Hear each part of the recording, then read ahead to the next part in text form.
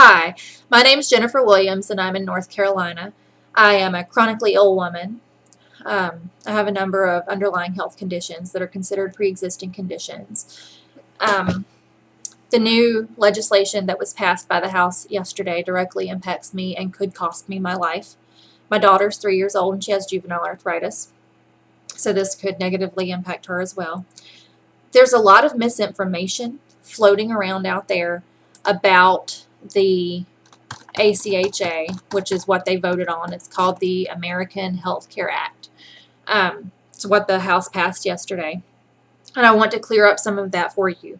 I've read this bill in its entirety and I understand it fairly well.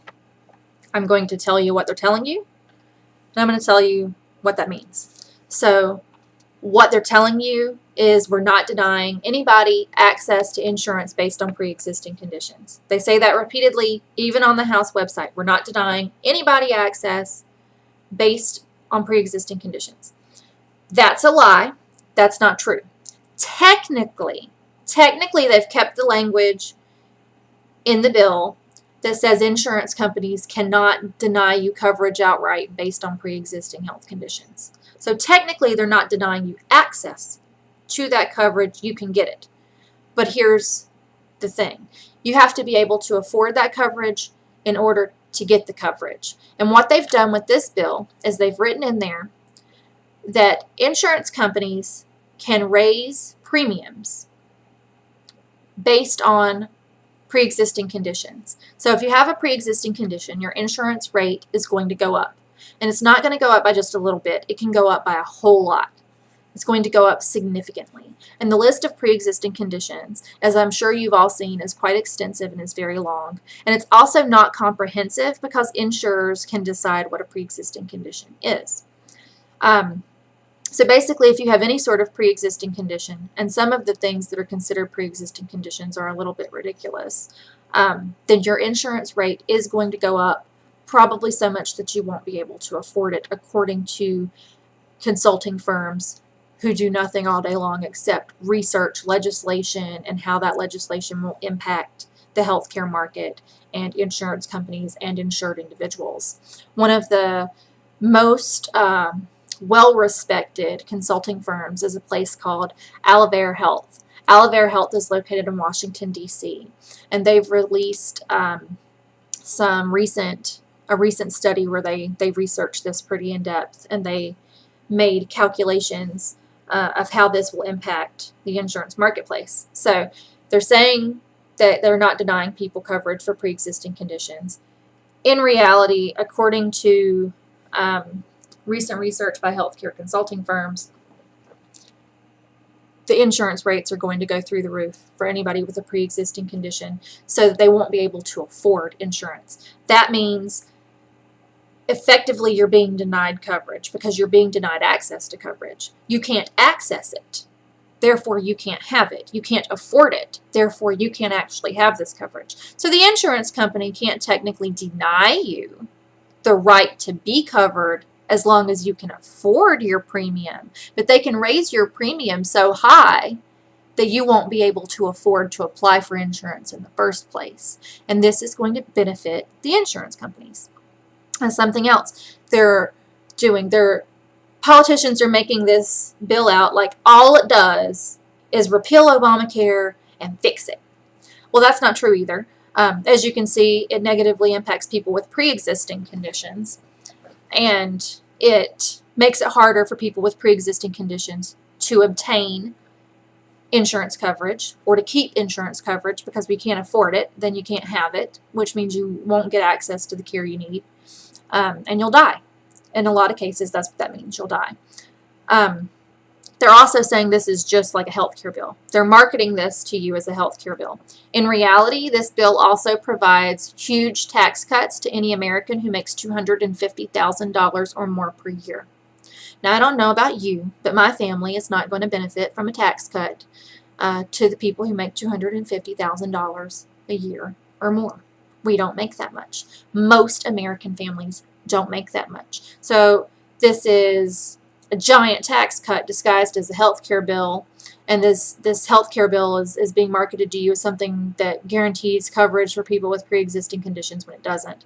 So they figure it out. Some people are going to figure that out. Oh, so then they say, well, we have this money set aside. We're going to allocate about $23 billion to go to states who want to participate in a program that will help people with pre-existing coverage, high-risk individuals, high-risk pools of people who need insurance to maintain coverage. Well, here's the thing. According to Alavair Health, and I trust them, they're very well respected and they really know what they're doing, that money will only cover about 110,000 people who are high risk. Now here's the thing.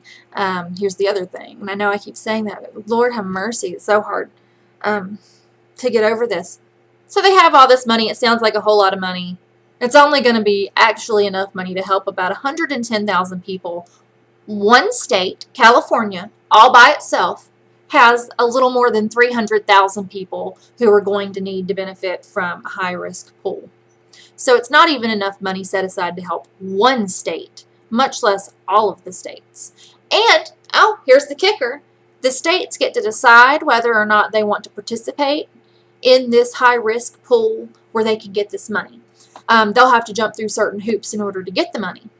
And as we've seen with the ACA and Obamacare, states don't want to do that. We had a number of states who refused to expand Medicaid and Medicare, even though there were very few hoops to jump through. This is a plan that has all kinds of hoops to jump through. States aren't going to do it, so that's going to limit access to even more individuals who are going to need it most. So, in summation, this bill is really a giant tax cut for the richest people in the country, disguised as a health care bill. They're claiming that this bill is going to help people with pre-existing conditions. It'll make sure they can still keep their coverage. Technically, people with pre-existing conditions won't be denied coverage based on pre-existing conditions, but they will have rate hikes that are so ridiculous that they won't be able to afford coverage. So that in turn is really just another way to deny people who are sick access to medical care and to insurance. In reality, what this bill does is sign the death certificates of people who are chronically ill with serious health conditions. They've just found a way to kill us with their pen instead of with a gun. That's not okay, and that should concern you, and that shouldn't be a partisan issue. My life shouldn't be about whether I'm a Democrat or a Republican. My daughter's well-being, my 3-year-old child, her ability to be mobile and walk around with juvenile arthritis, her ability to see her specialist, her ability to have a good quality of life should not be tied to whether or not I'm a Democrat or a Republican, and it shouldn't matter to you whether I'm a Democrat or a Republican, because I'm a human being. And you can't say you're pro-life and then say, well, I'm pro-life as long as your life doesn't inconvenience my wallet. That's not okay. People are not asking for handouts. We're paying for our insurance. We're paying a lot of money for our insurance. We pay just as much as you do, and we deserve the same coverage you do. It is really ableist to assume that you're never going to be impacted by this. That if you're well right now, that means you're going to be fine with this later. Because you can develop a pre-existing condition at any time. And a lot of the people in this country who are elderly already have these pre-existing conditions. These pre-existing conditions pop up with age. So as you age, you're going to get some of these conditions, and then you're not going to be able to afford your insurance, particularly as most people who are elderly are on a limited budget. So, yeah, they are denying the chronically ill access to health insurance. And in doing so, they're denying us access to medical care that we need to stay alive. Human life should matter to you. And you can't say that it does if you're willing to let people die so that your insurance will cost a little bit less because you happen to be healthy right now. And that's the key right now. Right now. Eventually, you will get one of these conditions. Whether it's now or whether when you're 80, you're going to end up with something that's on this list, and you're going to have to pay a lot for it. So that's something you need to consider when you decide whether or not you support this. And if you don't support that, and if you don't want people to die, then you need to get on the phone. You need to call your senators' offices. You need to tell them to vote no on this legislation. You need to contact your representatives, like Patrick McHenry. That's right. Hi, Patrick McHenry. I'm going to keep saying your name over and over again. If they voted in favor of this, you need to tell them you voted to kill people, and that's not okay, and we expect you to apologize. We expect you to do something about this. We expect you to do better. You don't get to vote to kill Americans, and that's what you've done. You've voted to kill the people you're supposed to represent.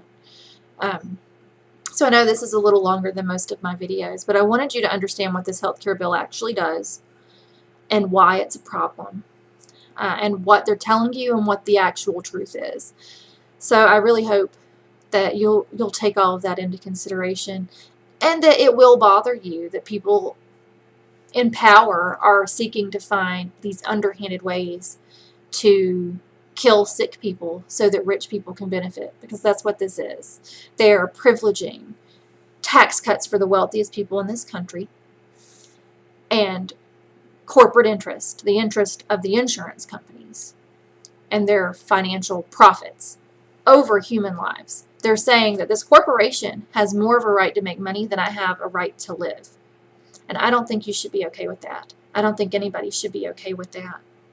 And if you are okay with that, then I would really like an explanation. How do you think it's okay to privilege corporate interest over human life? Because it's not. It's unethical, it's immoral, and it's disgusting.